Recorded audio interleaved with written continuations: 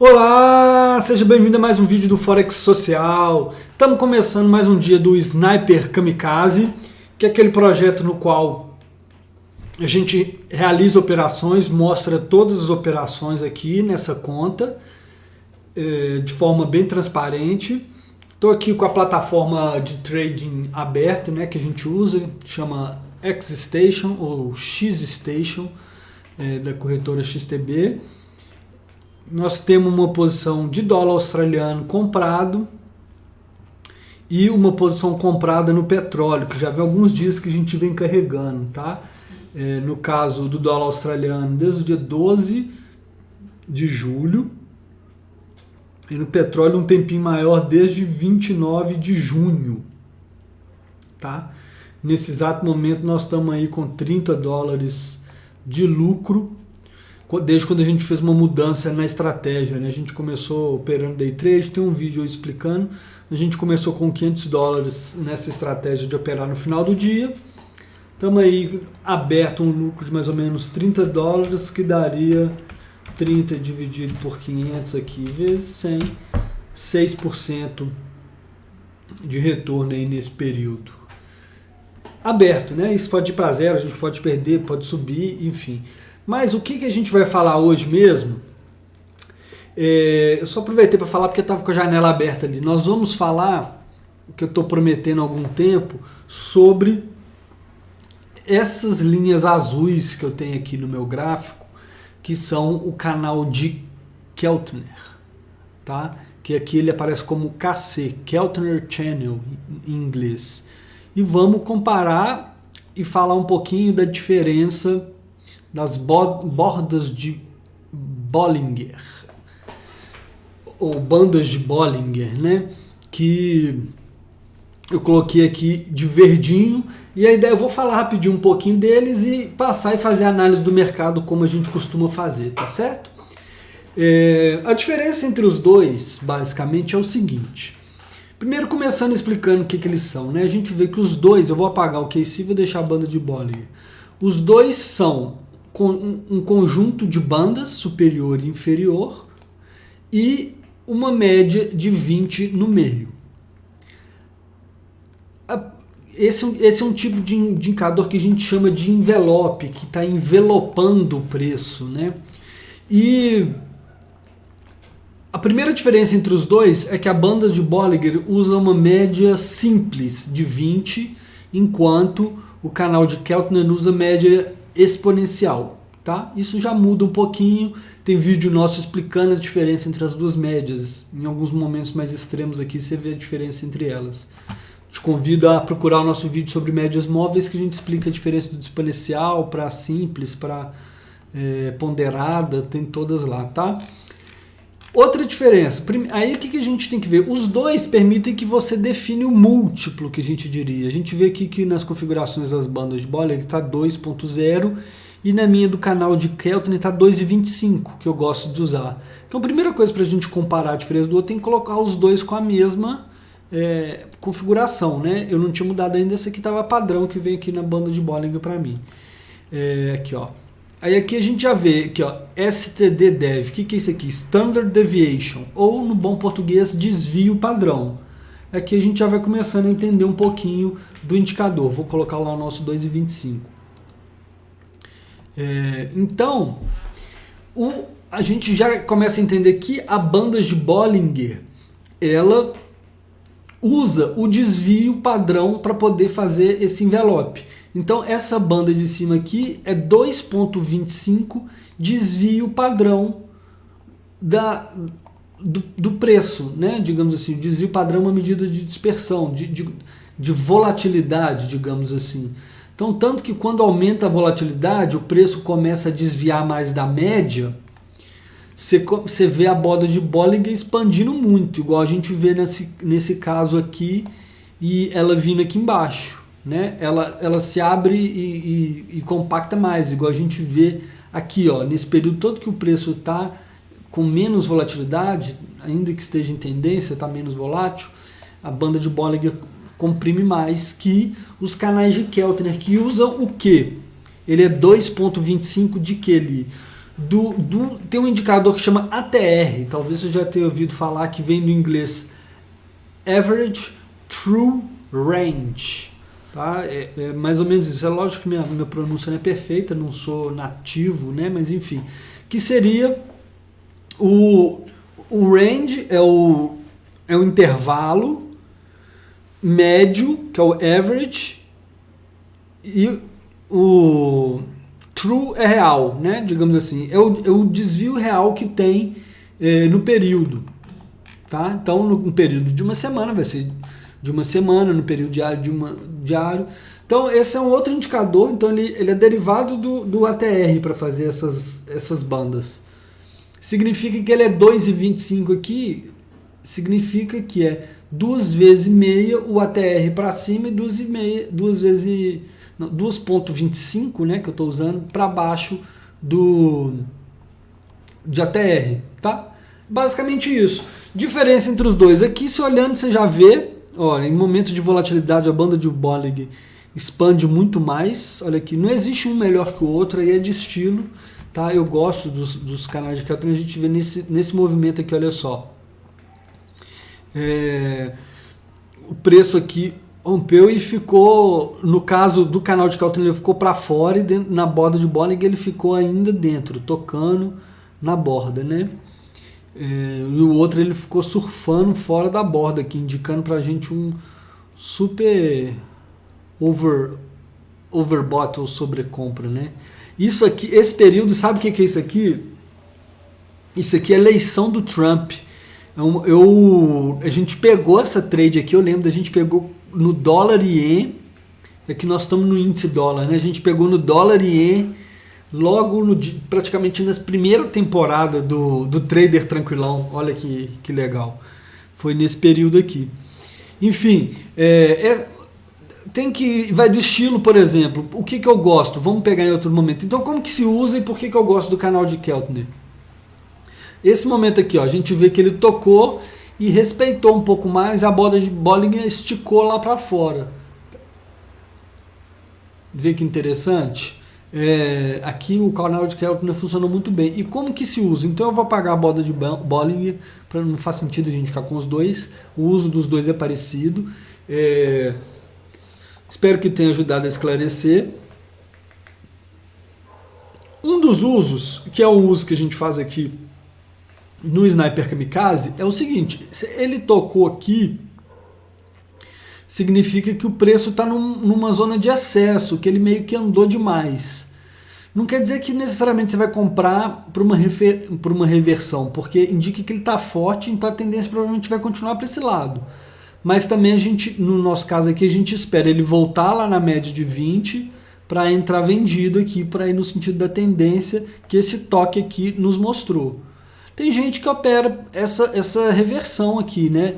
Porque depois que ele vem aqui para fora, ele tende a voltar para o meio. Mas é muito complicado você ficar apostando ele voltar para o meio aqui, porque você pode ter muitos desses aqui quando o preço corre muito, né? E ele pode funcionar também para você posicionar stops, de certa forma, né? Fora da banda, sendo bem conservador. Por exemplo, olha só, ele respeita bastante, muitos casos são só quando você está com uma força muito grande que o preço vai para fora, que ele não consegue chegar aí para fora e cai. Olha que interessante. Aqui também ele perde força lá, e é um pouco assim que a gente usa. Eu gosto muito nesse sentido. E o que a gente não faz? Não compra aqui também quando ele está encostando, apesar de que pode funcionar. Por exemplo, aqui você podia ter comprado, mas a gente espera um retorno à média para poder operar, tá? Então é um pouco isso. Vou ao longo aqui de quando eu for repassando os ativos e falando das nossas operações, eu vou fazendo um link aqui também com o indicador, e a gente vai batendo um papo aí. Começando aqui pela nossa análise do índice dólar, então, né, que é esse que está aberto aqui, que é aquela cesta de moedas que tem o euro com um peso muito grande nela, tem dólar ien, tem libra, tem franco suíço também, se não me engano são essas quatro, tá? e o euro pesa muito. Que a gente vê? Está num nível bem importante aqui. Eu já venho falando praticamente desde o começo do Sniper Kamikaze como que eu estava acreditando nessa queda do dólar e ela se materializou. Eu acredito que é um mercado já assumindo um pouco a perda de poder de compra do dólar por causa do tanto de dólar que foi impresso, né, enxurrado de dólar que o Fed fez, também conhecido como inflação, né, essa perda do poder de compra. E as pessoas já estão projetando isso e também buscando outros ativos talvez mais arriscados, como países emergentes, esse tipo de coisa, e o dinheiro fluindo para essas moedas. E chegou aqui no nível muito importante que a gente vê aqui, foi a mínima aqui atrás, aqui segurou, foi suporte, suporte aqui, aqui foi mais ou menos resistência. É um nível muito significativo. Como eu falei já em outros vídeos, a gente pode estar vendo uma inversão dessa tendência secular, digamos, de alta do dólar, que veio, se a gente for pegar, desde 2014, né, que ele dá uma... Isso aqui, olha que louco, é um período muito longo, né, assim, nós estamos falando de anos, mas até a gente consegue ver um padrão aqui, ó, expansão, né, ele lateraliza, como se fosse uma consolidação, e a gente pode ver talvez ele voltar a ter alguma sentido, né, porque em alguma direção, que agora ele está meio que voltou para níveis lá de 2018, então ele subiu, ficou meio de lado um pouco. Mas eu acho que a gente pode talvez ver ele continuar caindo, né? O euro tem mostrado força, já falei isso também desde o começo, mas é um nível de suporte importante para a gente ficar atento. Euro, vamos lá. O euro é um que eu falo, como eu já comentei aqui, ó, nós estamos no semanal, lembrando. Agora eu vou começar a descer para o diário que a gente opera. O euro, eu falei desse nível também muito importante que ele vem. Ó, olha essa tendência que eu estou falando. Olha aqui, a gente vê o euro desde 2008, na verdade, vem numa tendência de baixa. Tá certo que é um range aqui também bem grande, né? Ele cai, sobe, tal, mas enfim...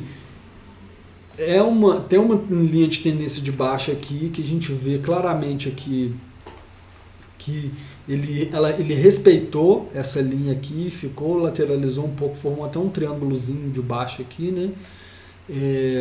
Era até um triângulo de alta, né? Assim, enfim, mas ele acabou rompendo para baixo. E isso aqui são semanas, olha só, o preço pode ficar... Olha que coisa ruim que é, você entrar numa trade assim que não anda, né? Imagina você entrar aqui, ele fica, sobe, desce. Aí você está lá no diário ou de 4 horas só tomando stop. Mas ele está chegando aqui, e é um nível para a gente ficar atento. Eu chamei a atenção várias vezes, vamos ver no diário se é um ativo para a gente operar. Nesse momento, para o Sniper Kamikaze já não tem entrada, né? O preço meio que já foi. A gente está posicionado no dólar australiano, se você está acompanhando, você sabe disso. E o euro, a gente vê que esse nível importante aqui também horizontal, ó, que foi essa máxima, vamos ver como é que ele se comporta aqui. Daqui a pouco ele vai, se ele der mais uma esticada aqui, ele vai encostar na banda, também encostar nessa máxima aqui, vai ter muita resistência para ele continuar aí, né? Então... eu acredito na alta do euro, mas a gente pode ver uma congestão aí nos próximos dias ou semanas. Dólar e ien está lateralizado há um bom tempo, já falei sobre esse par também, que são duas moedas que estão representando nesse momento um cenário de aversão a risco, quando essas moedas sobem, quando o mercado está mais eufórico, bolsa subindo, etc. A gente tem visto tanto o dólar quanto o ien caindo, e elas estão meio...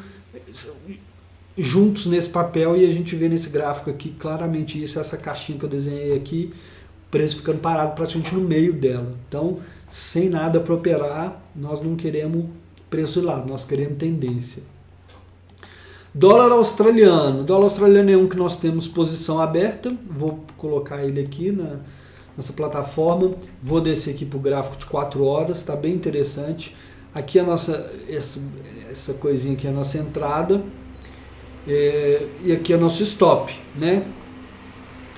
E a gente vê aí que o preço está indo a nosso favor, chegou a cair e tal, mas como eu já falei em outros vídeos, a gente vê que no diário não tem nada que justifique a gente achar que essa tendência de alta aqui, clara, se desfez, está respeitando bem a média de 20 aqui. Eu não entraria vendido nesse par aqui por nada nesse mundo, tá?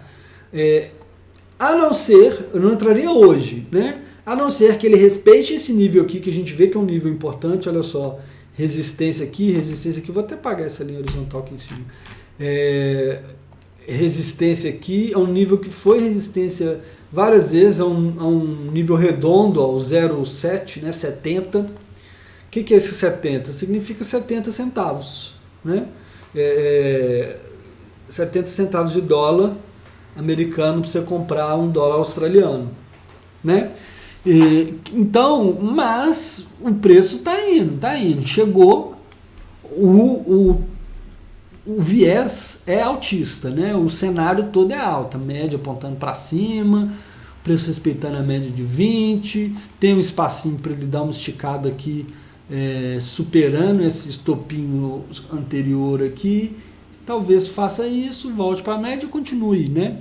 Mas também está num nível importante, então mais um aí para a gente ficar de olho. Nesse momento nós estamos com um lucrinho aí já de 20 dólares nele, é a posição que abrimos depois do óleo, mas andou, né? Como que estamos de risco na conta? Talvez a gente possa até pensar, no de 4 horas faria até sentido a gente trazer o nosso stop para cá, ó. Mas se a gente for para o diário, provavelmente vai ficar alguma coisa assim, né? Vou esperar um pouquinho. Por que eu estou pensando em mover o stop? Para liberar risco.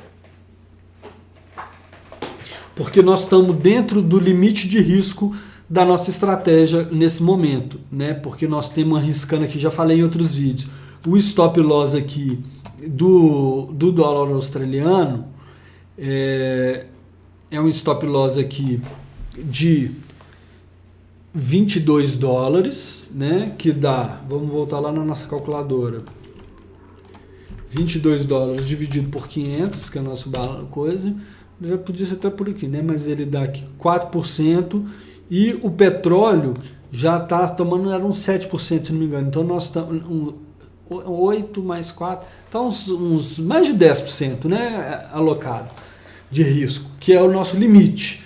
Mas se a gente mover o stop, significa que a gente limita a nossa perda e diminui esse risco. Mas no dólar australiano não vai adiantar tanto, porque é o petróleo que está tomando mais do risco, do nosso orçamento, digamos assim, de risco. E não dá para a gente mover o petróleo, que ele ainda não andou tanto. Então, seguindo, dólar australiano é isso aí, vamos acompanhar, mas está legal. Seria preocupante se ele fizer um topo duplo e romper essa mínima aqui, por exemplo, se vier até nesse nível aqui, já vai ser bem chato, mas ainda assim nós temos como última barreira, digamos assim, a nossa borda inferior aqui, né? Olha uma coisa interessante, falando da nossa estratégia e do uso desse indicador. Se você ver nosso stop aqui, ó, no dólar australiano, ele está no nível de 68,80, que é aqui, ó, vou colocar um raio horizontal aqui no 68,80.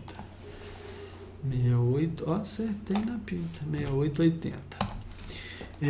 Tá vendo? O nosso stop fica aqui abaixo da média de 20, mas tem alguns casos que tem uns rompimentos e ele continua. Por exemplo, aqui, ó, ele ainda não tinha ido para cima totalmente, né? Mas de toda forma tem uns rompimentos aí, então nós estamos com um stop que a gente usa dessa forma. Uma outra estratégia poderia ser usar o stop embaixo daqui, tá?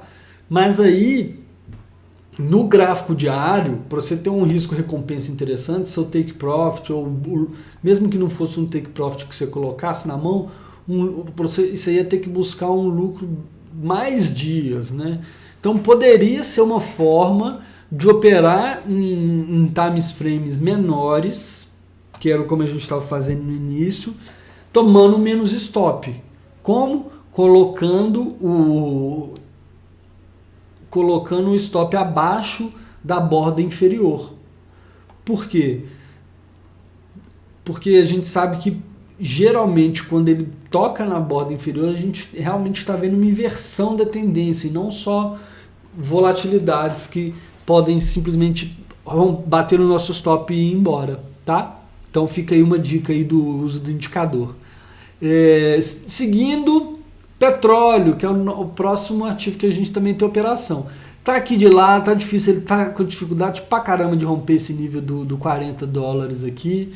Semana passada teve o OPEP, eles, né, que são aquela organização dos produtores, eles afrouxaram um pouco os cortes, e o preço está aí. A gente espera que, se a gente continuar com essa euforia, expectativa de crescimento, o petróleo tende a reagir. Por isso que eu falo que é um pouco de expectativa de inflação. A gente vê como é que as bolsas estão subindo. Vou passar no Nasdaq aqui. Olha só, hoje o Nasdaq fechou em máxima histórica, de fechamento pelo menos, né? Mais uma vez, subiu simplesmente 3%. Tá? Que é a bolsa de tecnologia dos Estados Unidos. O que eu estou querendo falar? As bolsas subindo, a gente imagina que o petróleo também deva subir, porque se a gente tiver crescimento econômico, tende a ter um consumo maior de energia e o petróleo ainda é uma energia muito utilizada, uma fonte de energia, digamos assim, né?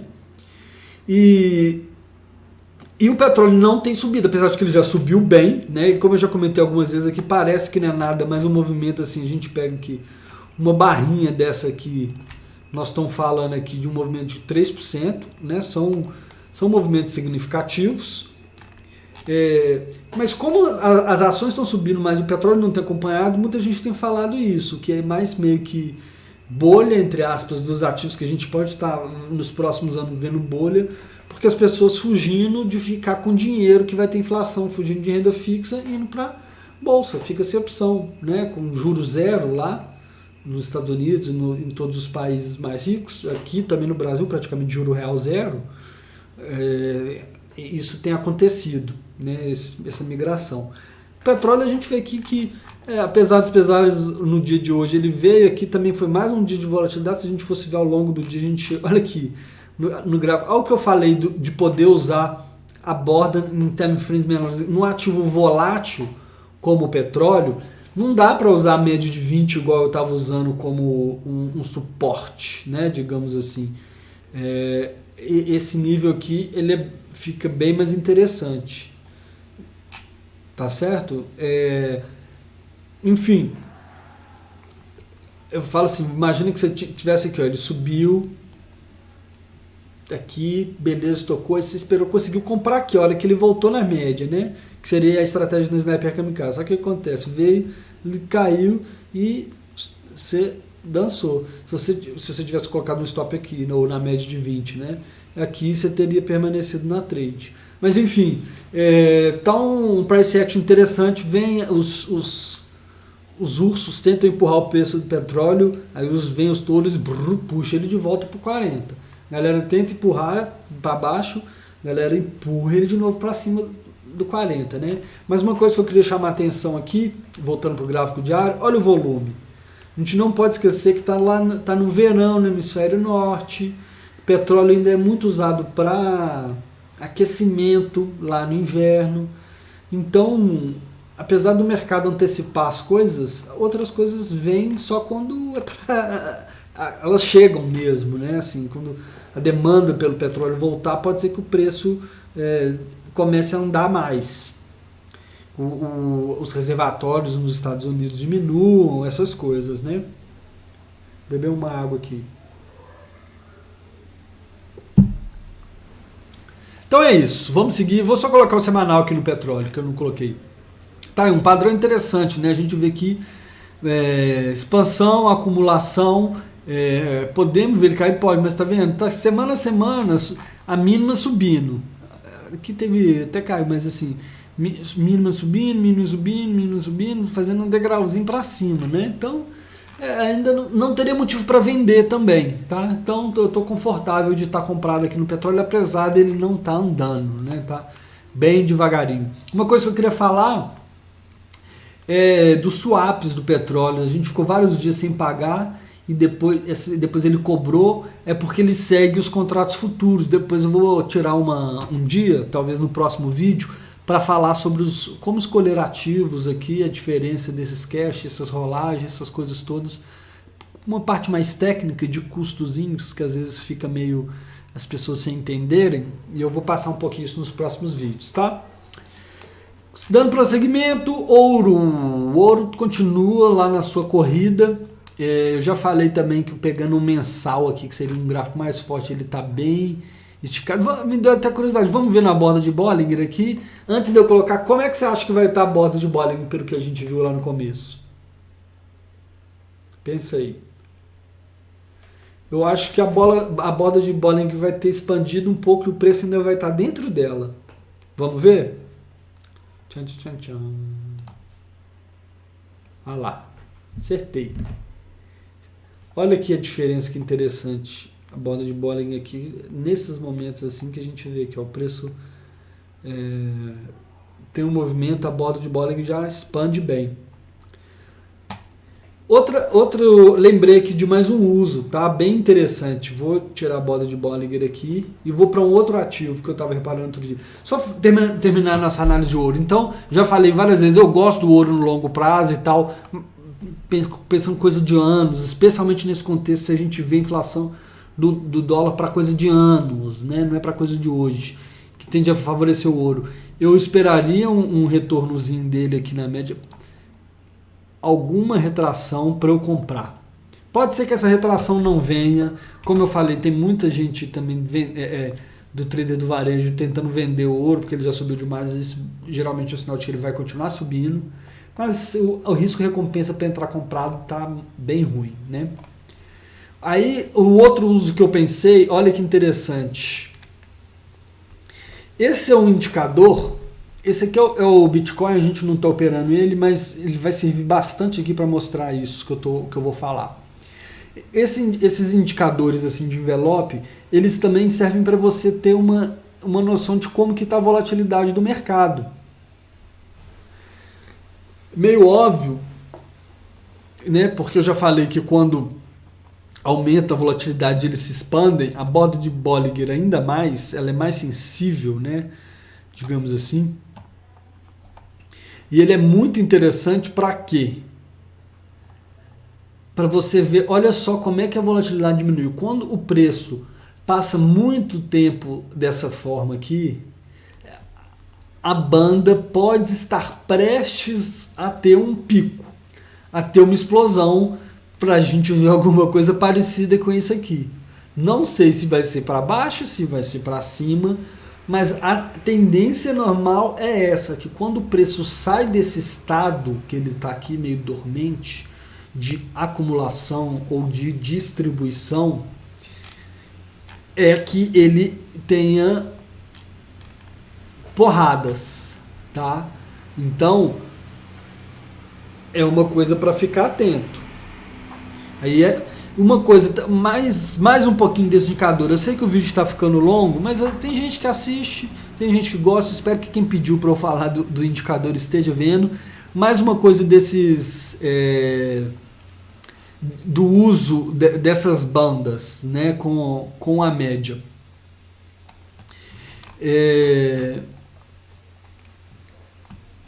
Gente, agora me deu branco o que eu ia falar.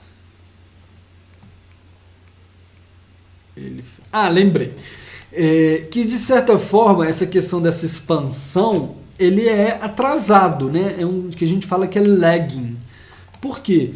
Porque ele expande, veja aqui, ele comprimiu, ele expande depois que já teve a expansão, né? Então a gente pode, por exemplo, ver a porrada aqui primeiro, para depois a banda esticar. Isso é óbvio, né? Mas muitas vezes depois que ela estica, a gente continua vendo esse período de volatilidade por algum tempo, né? Vamos pegar outro ativo aqui, só para a gente olhar com esse olho. Vou pegar o próprio dólar australiano aqui. Ó, comprimiu, ficou um bom tempo comprimido e depois abre. Mas aqui a gente teve esse momento muito crítico, né? Vou um outro período lá para trás aqui, ó.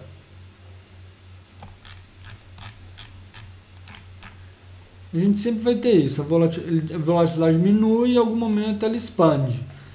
Mas como eu falei, aquilo do Bitcoin ali está bem clássico. O petróleo deve estar alguma coisa parecida, de a gente olhar com esses olhos também, né? Como ele está de lado há alguns dias.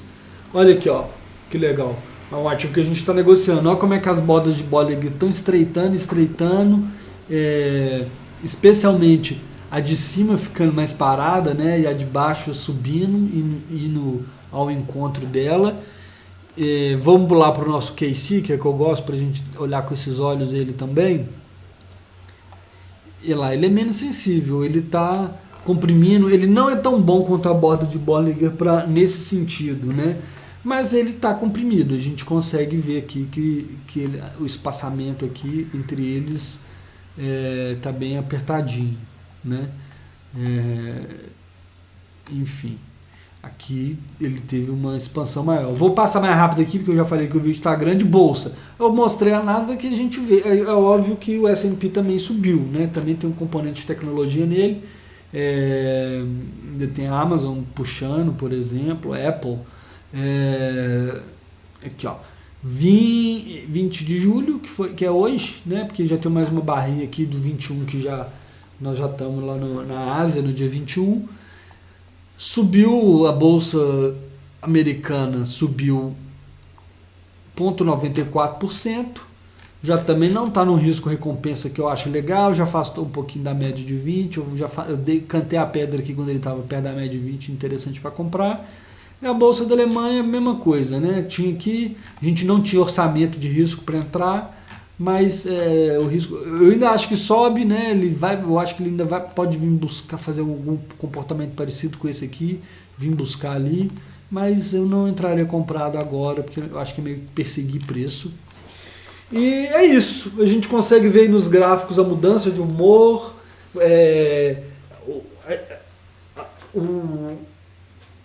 como que eu diria, a esperança por uma vacina, né? Todo mundo muito esperançoso, acreditando que essa vacina vem, e injetou-se milhões de dólares e euros na economia aí, e vamos ver quando o mercado voltar à liquidez aí, como é que vai se comportar.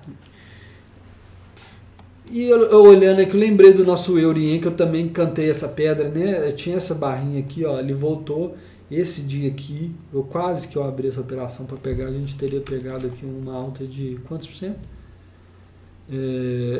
1,65%, nem é tanto assim, né, em percentual. E as pessoas ainda falam que Forex é arriscado, né? Olha só, esse tanto aqui que o preço andou é 1,65% de variação. Para uma ação, numa volatilidade dessa, olha só, não é nada. Mas por que as pessoas falam, Forex é arriscado? Forex é arriscado? Porque as pessoas começam por uma alavancagem de 500, usa a alavancagem inteira, uma variação dessa de 1,5%, o cara quebra a conta, né? Então fica essa reflexão aí também, como que a questão não é o mercado de Forex é arriscado, é a pessoa que não sabe usar alavancagem, ou até a pessoa que sabe usar uma alavancagem excessiva, um dia quebra a conta, não tem como fugir disso, né?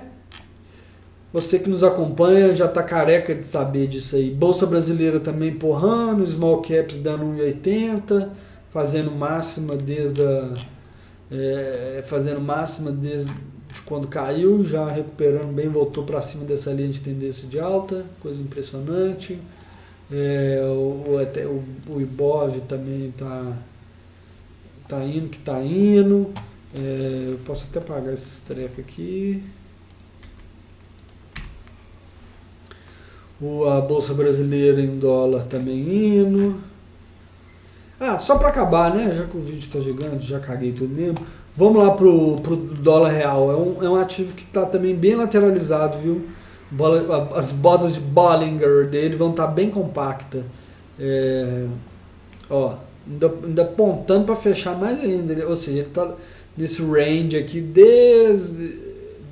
em Deus de, né? Como diz, em Deus de 20 de junho, lá por aí, já tem quase um mês que ele está próximo dos 5,30, e o meu chute seria que ele deve ficar. Eu acho que o preço está próximo de um preço de equilíbrio, tá? É uma moeda que o real não está conseguindo se valorizar frente ao dólar, igual outras estão nesses últimos dias. Mas pelo menos o dólar não está subindo muito mais em frente ao real, né? Assim a gente vê. Olha o movimento lá, ó, as bolas de bola. Ficou lá tocando. Até ele em cima, puf, veio na média de 20. Nessa hora aqui eu gosto mais do KC, olha só. Ó, aqui ele já tinha rompido, aqui já não tinha entrada mais, né? Já era exaurido o movimento, mas aqui daria para entrar comprado. Mas enfim, é isso aí, dólar real tá meio ainda a tendência de alta do dólar, tá para cima da média de 20. Se a gente for no semanal do dólar australiano, em contrapartida, olha só, tá ao contrário. Aqui o dólar australiano tá para cima do dólar americano, tá? Vamos pegar uma outra moeda aqui, vamos pegar o Rand sul-africano, aqui ó, Forex, o USD ZAR, que chama na verdade, né, que é o par. Olha lá. No caso olha só, o USD ZAR, que seria um país que a gente pode comparar com o Brasil mais, né? Olha só, o dólar contra a moeda deles, o dólar já está abaixo da média de 20. Olha o USD-BRL, o dólar ainda está acima da média de 20. Vamos ver o peso mexicano aqui, ó. MXN, Mexican Peso.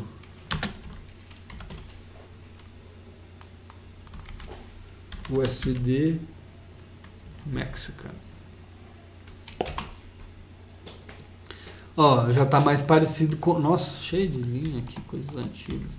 Já está mais parecido com o real, o peso mexicano. O dólar acima da média de 20, se a gente não for no diário, talvez ele esteja também perto da média de 20. Né? Então, está mais parecido com a gente aí. Beleza, é isso aí por hoje. Mais uma reflexão aí, é sempre legal você olhar os pares, né, no sentido dos equivalentes. Então, se você quer ver se o real está forte, está fraco, se você só olhar o dólar real, você não sabe se é por causa do dólar, se é por causa do real. Aí você olha o peso mexicano, você olha a moeda da África do Sul, você olha a moeda de países, Polônia, talvez, sei lá, enfim. É isso aí, o vídeo já tá gigante. Se você acompanhou até aqui, espero que você tenha gostado, tenha tirado a dúvida da diferença do indicador para o outro, que a gente vê também, olha só, ele magrinho, ele gordão aqui. Bola de Bollinger ele vai ter estourado ali, né? Ó. Olha isso aqui, de um dia, olha o tanto que isso aqui é março, né? Olha como é que lá no ápice da crise, olha, subiu. Todo mundo acha que é só o real e tal. Não, isso foi uma coisa generalizada. Volto no que eu estava falando. Para a gente entender o comportamento do real, tá aqui uma coisa para a gente comparar. Peso mexicano. Tem gente que fala, é o Bolsonaro, não sei o que. O Bolsonaro interfere e faz a gente não estar igual um dólar canadense ou não tá igual o rand sul-africano. Interfere e atrapalha mesmo. Mas muito é por causa de outras coisas, né? Da conjectura, né? Mais da força do dólar, enfim, o apetite a risco do mercado como um todo, essas coisas aí, né? Espero que você tenha gostado. Juntei análise técnica, análise fundamentalista, um monte de coisa, gaguejei, falei um monte de no meio do vídeo, mas fica com essa pegada diferente aí. Espero que você tenha gostado. Um forte abraço para você e até o próximo vídeo.